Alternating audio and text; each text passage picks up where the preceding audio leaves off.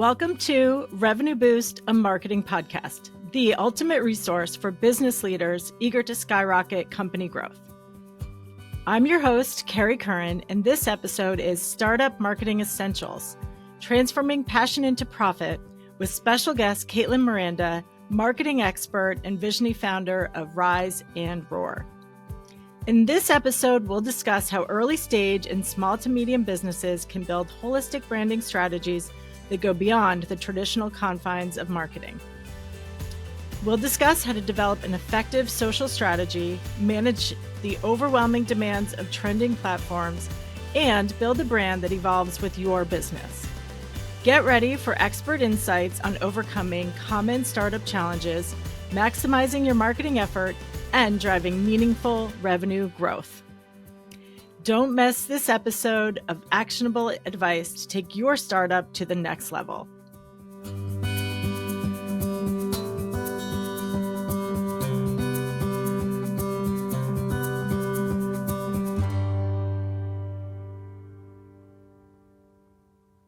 And welcome, Caitlin. I'd love for you to introduce yourself and tell us a bit about your company.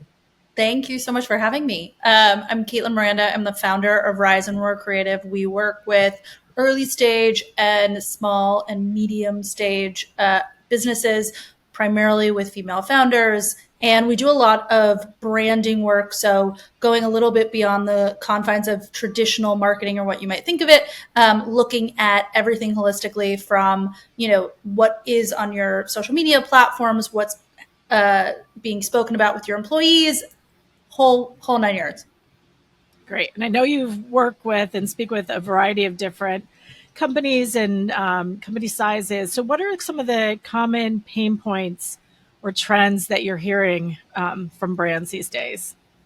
I think honestly, overwhelm is the biggest thing that I'm seeing with all of my clients. There's this idea of like Instagram and TikTok have a new song every week, and you have to have some sort of social asset that comes out for that song that week. And if you're doing it a week late, like you're too late. And it's just so overwhelming, and it gets such a hold on people by saying, I have to jump in. And, especially for folks who are just starting out or folks who are really building their empire, they don't have those kinds of resources to be completely, stuck to trying to create a ton of content in the moment. They need to be able to plan. And the biggest piece of advice I have for a lot of entrepreneurs, especially, is you don't have to be beholden to those trends. You don't need to be beholden to going viral. If you've got a strong marketing strategy and a strong social strategy that really sits on the pillars that traditionally have made people successful, you are in a safe place so that, your foundation is built. You are living in a world in which you're turning out content that's still going to convert your consumer. And, maybe if there's something that's happening that is in the trend world and it's a really relevant fit, you can jump on it. But the goal isn't to go viral. It's to build a sustainable strategy.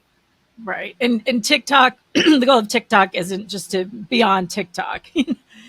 Absolutely not. And, it's one of those things where so many brands are just completely overwhelmed by the idea that you have to be on every platform all the time. Right. And it's like, at the end of the day, if it's not converting for you, if your audience isn't there, if it's not something that actually shows, you can get 1 million views. Does that mean that you're going to get even 10 sales? Probably not. So it's really more about tying to what your goals are, where you're driving revenue, to be able to decide, how and when you're pursuing a lot of that content work. Yeah, and I know you do a lot of work with both the internal and external brand touch points. So what are you seeing that companies should be encompassing or are doing well? Yeah, absolutely. I mean, really and truly, when we think about brand, and why I like to use the word brand instead of marketing sometimes, is because it is really all encompassing. Your brand is how people perceive you based on a whole bunch of things that come into play. So, if you have a brick and mortar, someone walking into your brick and mortar, their experience, what someone says to them when they enter. If it's a yoga class, what's the interaction with the person checking in? What's your experience with the instructor? every single piece of that puzzle is going to be something that provides a perception for your consumer. And you can control that or you can't. So you can either choose to break that apart and make that a part of your experience, and then you can control how that goes and what your perception or what the customer's perception of you is, or you can let that sort of go fly and, it really, you have no control over it. And so the brands that are doing things really, really well that I've been seeing and been working with, we really break down every piece of both the consumer experience and the employee experience to understand what are the different touch points. How do we impact the perception of that brand every single moment so that at least at the very least, there's some intention put behind it. And in the most, it's something that creates a really positive experience for whoever is interacting with the brand. And one of the points you made that I loved was that there are really 175 touch points that brands need to be thinking about. Absolutely. I mean, it's everything from, your paid campaign. So what somebody who is super top of funnel and hasn't necessarily seen, your brand before and what their impression is of that, to where does that learn more link take them, and how do they get into the funnel and going through? But then if you even break it down more clearly, it's, that messaging that they're using, or the people who are in your content, the influencers or micro influencers, or the content that you're creating, that's something that they feel like they can identify with, all the way into your discount codes and how you're creating that and what's the experience for checkout like. And I mean, every single touch point that we might generally think about actually probably has 10 to 15 behind them. And so it's kind of getting into it and really breaking down exactly what is all encompassing in the experience of your brand. Because we also get to decide when that ends, when that start and when that ends. Right. You could have somebody who, you could own a bakery, and traditionally we might think that like the bakery experience starts when somebody walks in the door and it ends when they walk out the door. But you can continue that. You can continue that long before they come in. Your branding, your marketing, how you bring them into the store, your sidewalk experience, all the way through to what you follow up with in your email sequence. No, that's great, Caitlin. And it makes so much sense to your point of like the consistency, you're building that experience, especially for B2B brands, that the buying cycle could be a lot longer. You want to make sure that they're getting more familiar and you're building that relationship through all of those touch points. And I think that's so important. And I think it's easy to forget or dismiss when leaders might treat marketing as order takers or just the ones that edit the PowerPoint. So it's so spot on that needs to be consistent. Another aspect of branding that you've talked about that I found that resonated with me so well was that it's foundational work, but it's not just who we are today. So talk a bit about how you kind of guide your clients through to think about how they need to be thinking about their brand today and for future market evolution.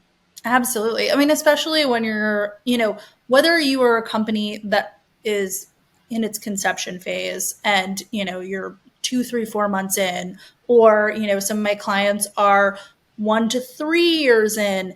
It's one of those things where generally a lot of companies come from a single insight or a problem that they're trying to solve. It's coming from something, and that's why someone decides to start a company. And so you're going through and you have this initial idea, but oftentimes, even if you're an expert in that field, you may not really have an idea of exactly what it's going to take to get from here to there. And, going into that process, a lot of times product market fit comes into it. And so you continue to evolve your product and your product changes over time. And a lot of times, I was on the phone with a client yesterday who said, when we started this company 4 years ago, we wrote for one consumer. And Right. now we're finding that we're actually much more of a B2B company. And so all of our messaging has changed. And how do we address that? And a lot of it is about sitting and thinking at the onset of, where are you right now? Where do you want to be in a year? Mm-hmm. Where do you want to be in 5 years? Where do you want to be in 10 years? Starting a company, or even too, if you're, 10, 15 years in, you're in the middle of it. You're in the thick of it every single moment. And so it gets really hard to actually, sit down and take time. But I think that that's so critical, to come up with the vision of where you want to go, so that when you're talking about your brand and when you're making decisions for your brand, you can have the future in mind as well. And you're really future planning for it, so that your brand has a through line. Because if you know today that, Mm-hmm. oh, well, in 15 years or 10 to 15 years, I want to, right now I'm a national company, and in 10 to 15 years, I want to be an international company, and I want to be selling in all of these different markets. Well, you need to be thinking about how to brand yourselves as a global company now, or Right. else you're going Right. to have to completely reinvent your brand Mm-hmm. in a couple of years in order to actually achieve those goals.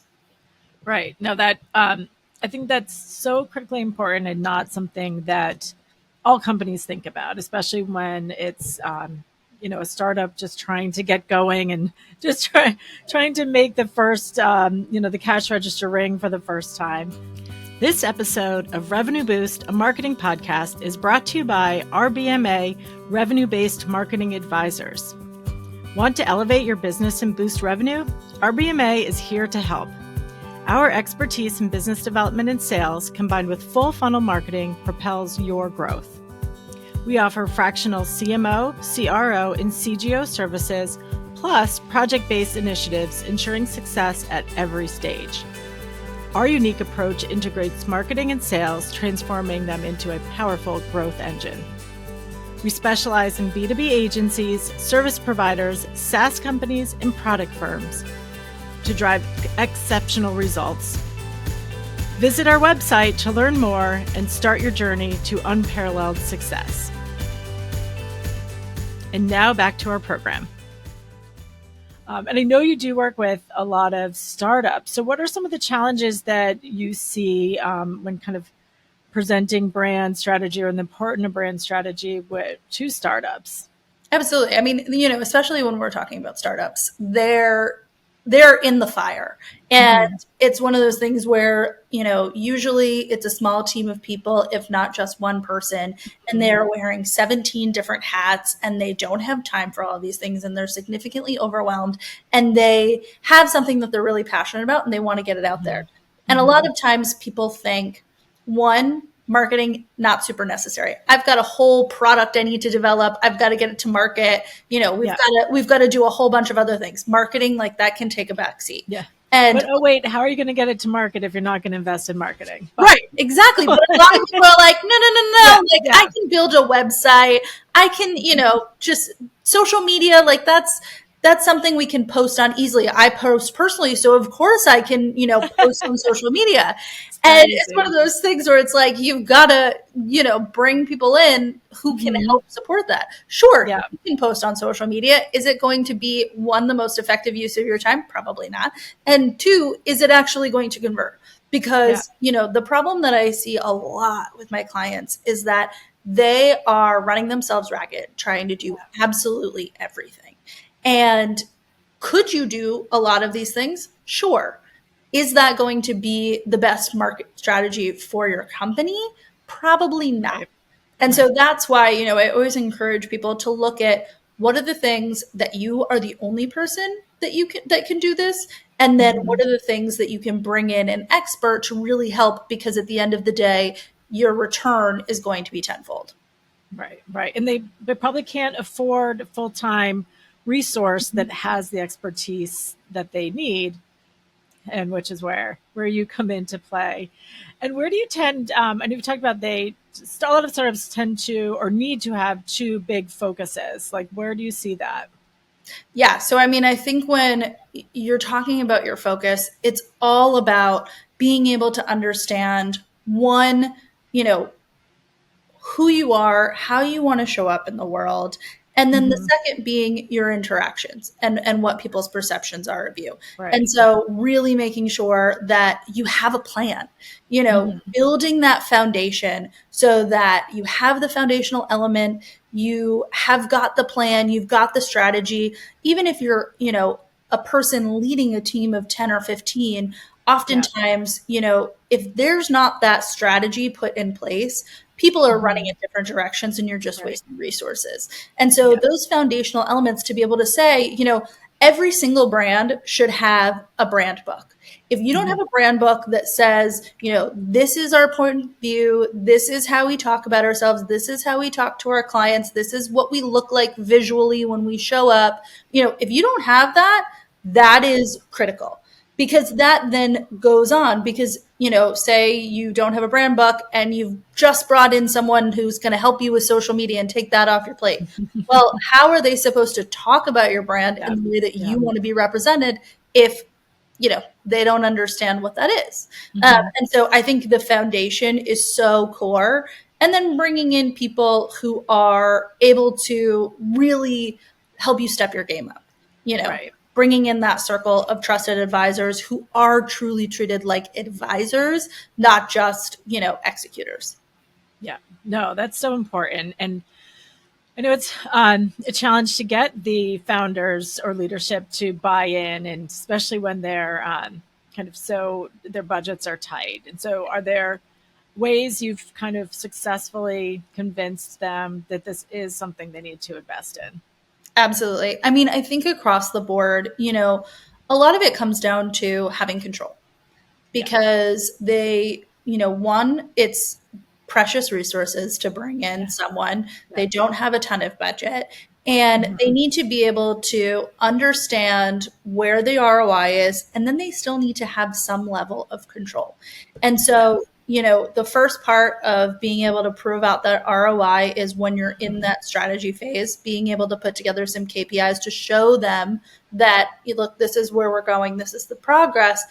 But then also, the buy-in piece is really about being able to create moments and build them through a process. So Mm-hmm. having a process, being able to talk through, this is how we're going to approach something. This is, I'm in the driver's seat. Don't worry, you're here. I'm going to bring you in for alignment as we go through this process.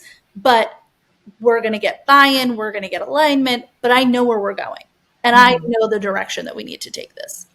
Yeah, no, definitely. And I think you're right. It is a challenge, especially for founders when this startup is their baby and Yeah, they are very passionate about what they believe to be the best solution. And it's just getting the right narrative and story out there. absolutely. So I know we talked a bit too about like once you have the brand and brand strategy, there's still a lot of steps and process to put into place to kind of invest to drive that revenue growth. So talk about how you kind of coach your clients through and what they need to be thinking about for increasing their revenue through marketing strategies.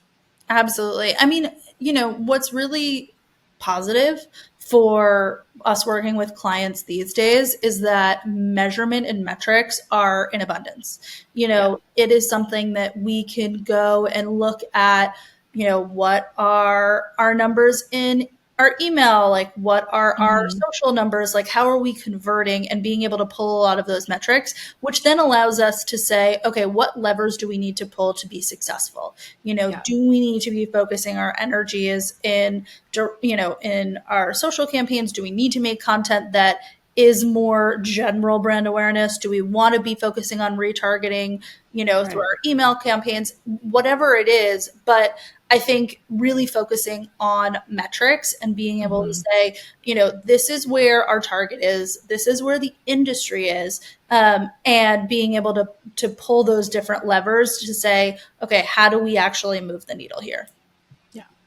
No, it's so important that there's the measurement and optimization, and to your point of like identifying what should be optimized. And the other side of it, though, and I keep talking about this, is the kind of fact that not all strong marketing activations can be measured to the ROI, that your last click, very trackable conversion can come into play. So, I've been having this argument that it should be a rising tide, but I know that's doesn't always fly with those that are, need to be measuring. So, talk about how you talk your clients through, or what's your POV on how do we measure those brand activations and really important upper funnel activities that can't necessarily be measured like a last click? Absolutely. I mean, here's the thing is, when we're talking about general brand awareness, there are a number of different things that go into it. So we have to break it down. Brand sentiment comes into it, reviews, customer satisfaction, how easily your sales team can convert, like all of those are pieces of a broader funnel. And they all come back to this idea of branding and the perception of the brand. And so I think part of it is really drilling down on exactly what it is that you're doing inside of your strategy to move the needle and how you're measuring that. And, agreed with you that, rising tides rise all ships. And I think part of that is having a conversation with your client and being very upfront with, look, yes, we can't tell you how many people who attended this event have now gone and bought product. Right. But there are probably different ways in which we can get from A to Z. And let's just say that like this, piece, the article in Condé Nast Traveler has made people come to stay at your hotel, even though we can't have that direct line for the conversion. It's much more of walking them through why something can't, be exactly tracked, but letting them, but breaking down those different things of, it does impact the general sentiment and awareness of your campaign. Just like, the joy of your employees and how much they like, employee satisfaction isn't something you can necessarily track in its, implications on your brand. But we all know, if you've read Glassdoor, there are implications on your brand. So it's part of that general conversation and really educating your clients. Yeah. No, this is great, Caitlin. So any other recommendations or, observations that you think marketers or any marketing executives or company executives should be hearing? Absolutely. I mean, I would say that, again, two of the biggest things that it always comes down to are intention and people. So always looking at how are you approaching a situation? How is your brand going to be perceived? What are the intentions from every single part of the interaction that someone will have with your people? And then, the second part being people and how you treat people, and remembering that at the end of the day, people just want to connect with other people. That's what drives us as humans. And so if you're thinking from a people first perspective, that is going to help you largely in having the perspective of being able to actually move the needle and convert for your brand. No, that's awesome. Thank you, Caitlin. Well, thank you so much for joining today. And I hope we can have you on again sometime in the future. Absolutely. Thank you so much, Kerry. Thank you.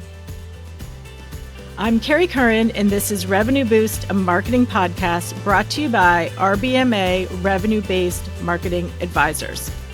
I hope you enjoyed this episode.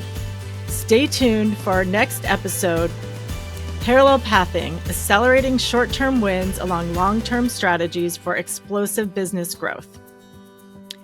And be sure to subscribe to Revenue Boost, a marketing podcast, for more ways to skyrocket your company's growth.